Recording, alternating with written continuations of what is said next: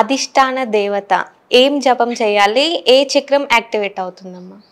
మామూలుగా కుండలిని యోగంలో లిమిట్స్ ఉండవు. ఓకే.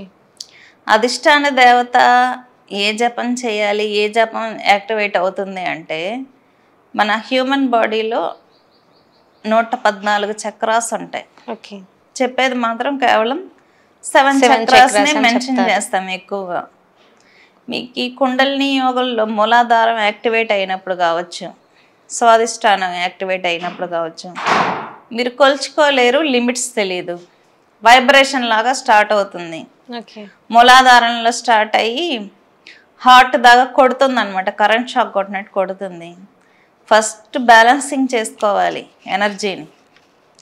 అధిష్టాన దేవతలు అంటే మనం ఏదైనా మంత్రాన్ని తీసుకోవడము, ధ్యానం ద్వారానో లేకుంటే వేరే వేరే ప్రక్రియల ద్వారానో మనం కుండలిని యోగం అనేది రకరకాలుగా యాక్టివేట్ చేయడం అనేది జరుగుతుంది. ఒకటి, దక్షిణాచారంలో మంత్రదీక్ష తీసుకోవడం ద్వారా మనం యాక్టివేట్ చేయడం జరుగుతుంది. తర్వాత వామాచారంలో అనేకమైనటువంటి ప్రక్రియలు ఉంటాయన్నమాట. కాబట్టి కుండలిని అనేది ఏదైనా మంత్రం తీసుకున్నప్పుడు కూడా యాక్టివేట్ అవుతుంది.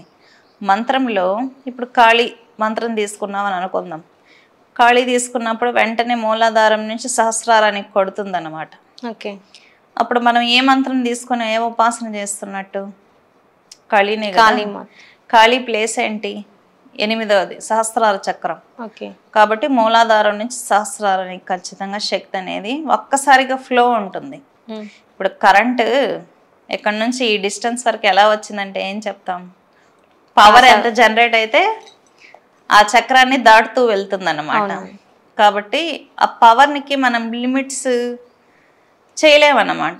ఒక నేమ్ని మనం డిసైడ్ చేయలేము. కానీ మనం తెలుసుకోవడానికి అధిష్టాన దేవతల్ని పెట్టారు కానీ ఋషులు, అది ఒక్కసారిగా కరెంటు ఫ్లో అయ్యేటటువంటి మార్గం సుషుమ్న అంటే.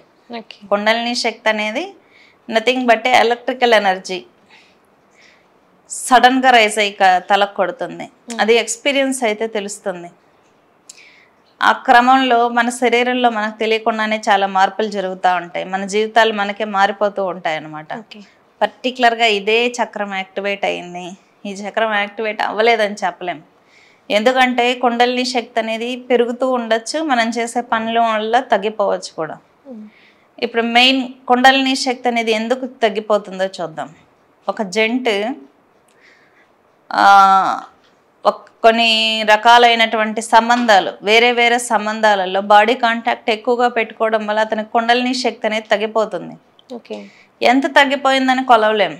అతను జపం చేస్తున్నప్పుడు ఎంత పెరుగుతుందని మనం కొలవలేం. ఏ చక్రం దాకా వచ్చిందని కూడా మనం టెస్ట్ చేసుకోలేం. అదేంటంటే అమ్మవారి బ్లెస్సింగ్స్, అనుగ్రహం అన్నమాట. కాబట్టి దీంట్లో లిమిటేషన్స్ ఉండవు.